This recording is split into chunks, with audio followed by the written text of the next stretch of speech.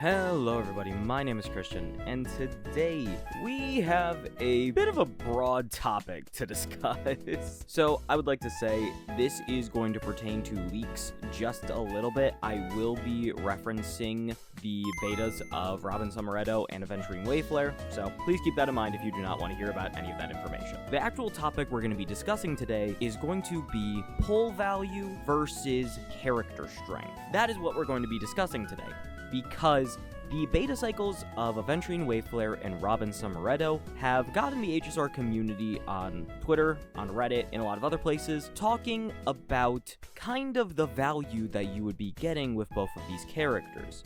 Because ultimately, no matter how you look at it, Robin is so overwhelmingly good as a character that she overshadows Aventurine completely. And she would have overshadowed any DPS completely, and God forbid it was a sustain. The sustain would have been overshadowed even more. That is how good Robin is. It is literally the second coming of, well, Robin.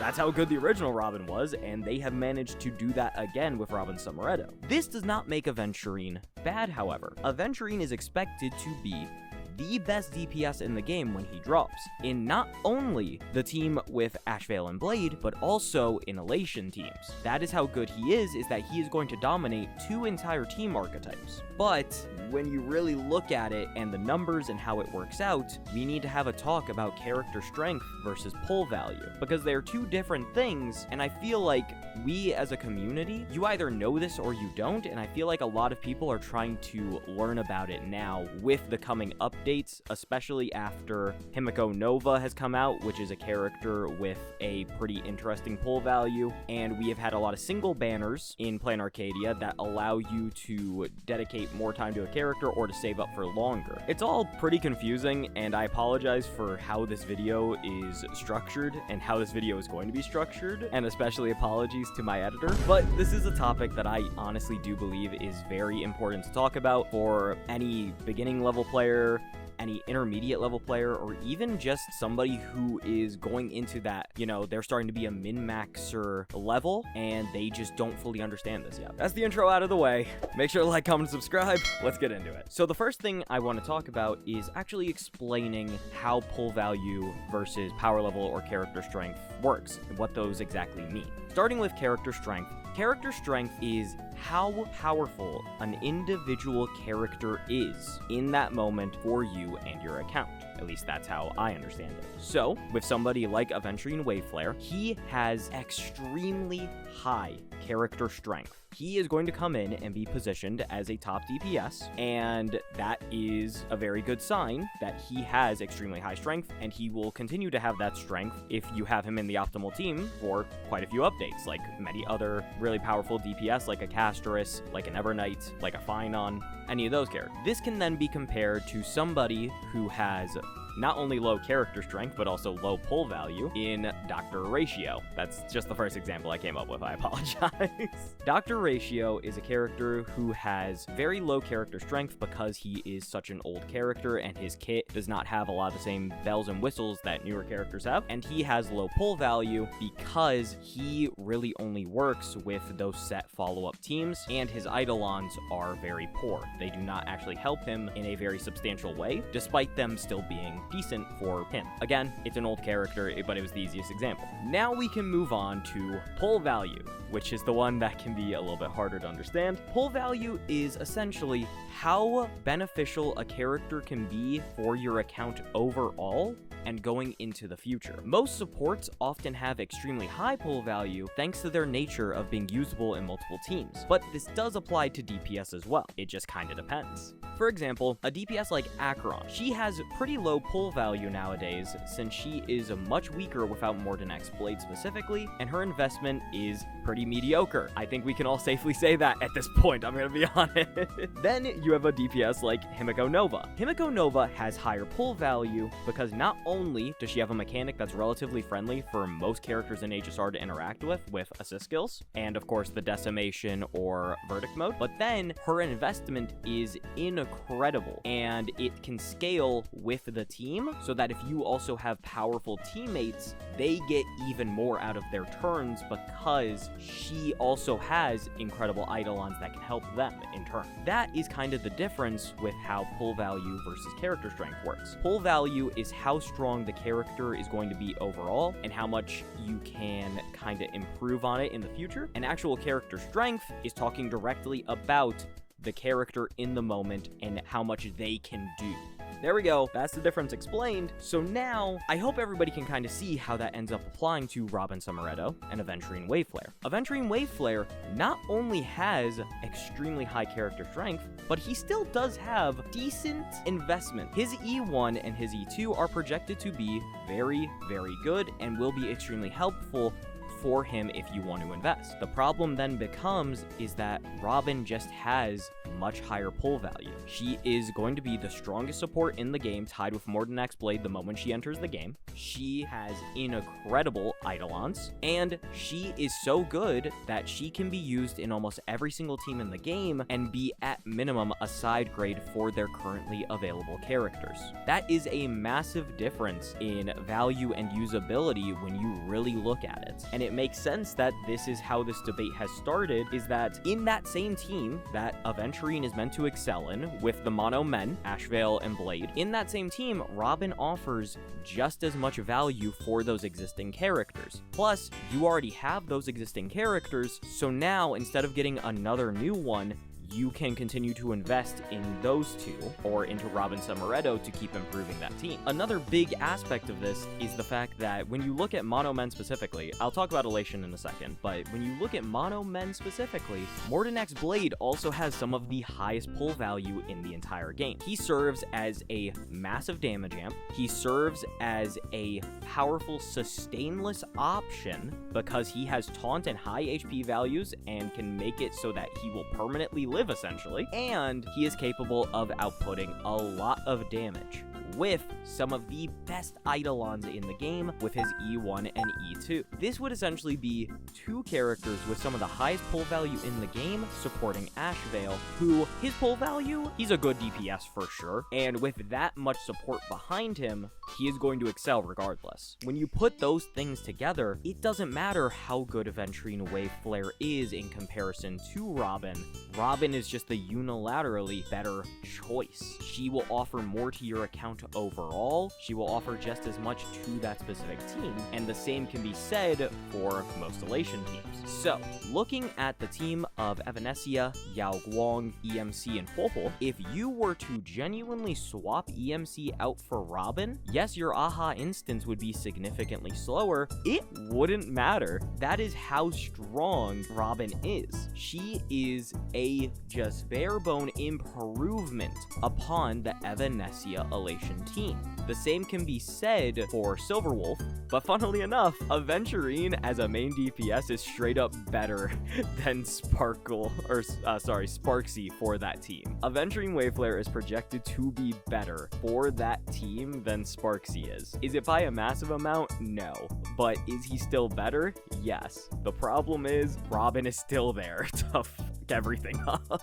That's just how good Robin is. So, when you look at all of these scenarios, it becomes incredibly easy to say that, oh, okay, obviously, you should just pull Robin Summeretto under any circumstance. She has the higher pull value, she's gonna be better in the future, she's gonna stick around longer, Aventurine will inevitably get replaced, blah, blah, blah, all these other things. And that can be fair, but that is not taking into consideration the full picture. What do I mean by that? Well, you only have one Robin Summeretto. You only have one Mordenak's Blade, you only ever had one Tribby, and you only ever had one original Robin. This is a game where you cannot deploy units to multiple teams at the exact same time. You need to pick and choose. And now, our endgames require 12 usable characters. That means you can only go so far by having one powerful character on your account, or by only having one powerful support on your account. This is where you kind of have to look past just strictly pull value, and you can start taking into consideration a bit more character strength. There is a problem with me explaining this. It is the fact that Robin and Aventurine are coming out at the same time, so again, in most cases, it is just genuinely better to pull Robin Summeretto, but this is still a very important point to make. You only have so many options. You can only deploy the busted characters in so many places. That does make a difference. This is why more specific teams, they have such power in the meta, and why they are consistently so useful. DOT and Break, they have very, very specific teammates that they rely on to do everything. In DOT, you need your Kafka, you need your Hysolins, you need Black Swan, and then ideally you're gonna need Sirene. That is the biggest way to improve them for a sustainless run, I believe, until probably Robin Summeretto, but hey, we don't talk about that. That is a very set in stone archetype that you can run with. The same thing can be said of Break. If you're running Firefly, then of course you're gonna need your Dahlia. Then you're gonna need like your HMC or your Fugue, depending on if you need MC somewhere else. And then Ron May, maybe a Bronya for Firefly specifically, something like that. The same can be said of Boot Hill and Rappa, who are going to rely on Fugue and Dahlia a lot. And then again, in that last slot, probably a Ron May or probably an HMC. There is only so many places you can put your best characters. And these specific teams, that is why they have such value, is because they rarely get those improvements, but they always have very, very strong investment levels. That way, as they keep returning, you can keep investing in them, and they will continuously keep getting substantially stronger over time. Looking at DOT again, Hysolins E1 is a absolutely massive value jump. Black Swan E1, an absolutely massive value jump. Black Swan Light Cone, can't say the same. Hysolins Light Cone, very, very good. And then you can also get a powerful support to run alongside them with powerful Eidolons, and that'll help them a lot. Then we can look at Break. You have E2 Firefly, E1 Boot Hill, E2 Dahlia, E2 Fugue for more consistent actions. I don't know what the strong Eidolon is for Rappa, admittedly. I think E1 is pretty good, and then I think E2 is also decent. Probably not as good. Either way, these are teams that have a lot of powerful investment because they do not get the consistent updates, and that is okay. Investing in one of those teams is honestly a super wise choice because now you will always have a team that is self-contained. You will always have a team that is self-contained, and whenever they do get a new character, the pull value will be extremely high because they always have to make those next characters better for those specific archetypes. Look at how much of a difference it was between Black Swan and Hysolins, night and day. Look at how much of a difference it was between Fugue and Dahlia. Absolutely night and day. Your value goes up exponentially for those teams. The pull value is so much higher because they get things a bit more infrequently, but investment can make them so good for so long. That's the advantages of those teams, and pull value really matters for them specifically. For the rest of your common everyday teams, you need to base everything around characters with high pull value, yes, but character strength in the moment matters as well. I feel like kind of overlooked within a lot of these conversations is that having high pull value is incredible, yes, but if your character is also not a very, very strong immediately off rip, that does come with some issues. Like, for example, I would say that Rin is an interesting example because Rin is a character who her actual character strength at base is very good, but you need not only Sparkle to get the most out of her, but you also need Ceridra if you want to use her as main DPS instead of with Archer specifically. The character strength is pretty good, but then her pull value is also extremely immense. She serves as a massive revival for Archer, who really wasn't even drowning that badly. We just put him back in T0 for no damn reason. He was already really good, and now he's getting a massive power boost again. Then, Rin has incredible Eidolons. She has incredible Eidolons that you can invest in that will continuously make her better, and they can also help the team a decent bit. Even then, her pull value is still not as high as Whereas, once again, I would say somebody like Himiko Nova. Himiko Nova has insane pull value, and her character strength, as somebody who got E0 S, well, I got S2, you know, double, whatever. As somebody who has E0 S2 Himiko Nova, not having her E2 genuinely does make her character strength quite a bit less impressive. I also do not have Mordenak's Blade, because I truly did not think that Himiko Nova would need it. I didn't pay that much attention, my bad, I guess.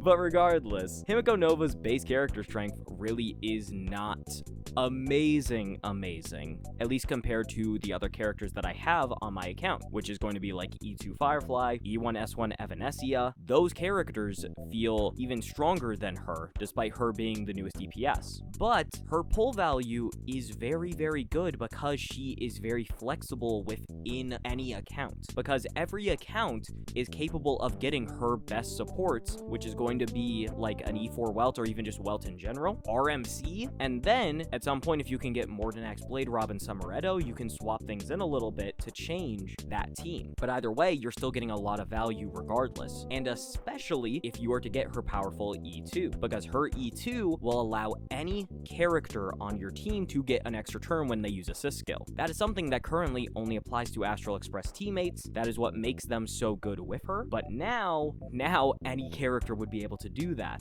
and that means that you are getting so much more value by not only being able to assist skill on a random character, but also being able to use that character to the max of their abilities. So somebody, again, like Mordenak's Blade is a very good character who can dish out damage, and it is very, very important for him to have his actions, so that way he can skill, he can basic, he can apply debuffs to continuously keep building up that attack counter, his ultimate, all those good things. So when you combine those two, you have that E2 with Mordenak's Blade, it creates a way better result that ends up benefiting not only Himiko Nova as a DPS, but also her team at large. It is an interesting thing to say that you should not always just pull the strongest character available, but we as a community, I feel like, have started to realize this more and more, and I need to once again say it just to drill it into everybody's heads. Getting the strongest DPS at all times is not always the best choice. You should be picking a character who, A, you are willing to invest in, and B, they need to actually have at least some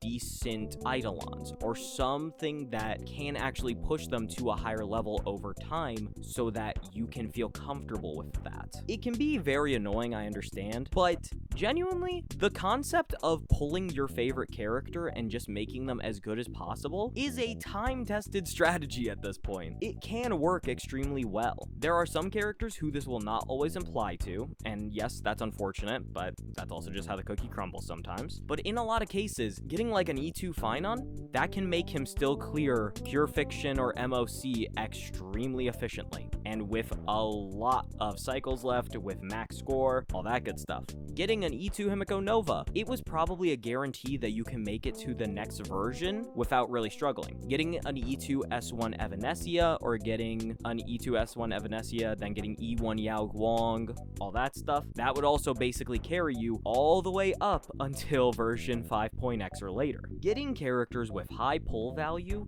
does in fact matter a lot, and it should be something that is considered over character strength. The reason character strength can matter is purely because if you simply do not have another way to improve your team, getting the strongest possible option is valid. You could just keep waiting it out to see if something else better will become available, but as long as you are getting something that you feel confident in, that you think is helpful, that you like, that is ultimately what matters the most, and that is what is going to lead you to the most success on your account, the most fun you can have, everything. In summary, character strength is kind of buns, but at the same time, Star Rail doesn't really release weak characters anymore, so like realistically, we were all talking shit about Gilgamesh, and he'd be out here just like zero cycling Sparks to Con at E0 with with E0 teammates. It's kind of just cooked. This is a strange game, chat. I don't know what else to tell you.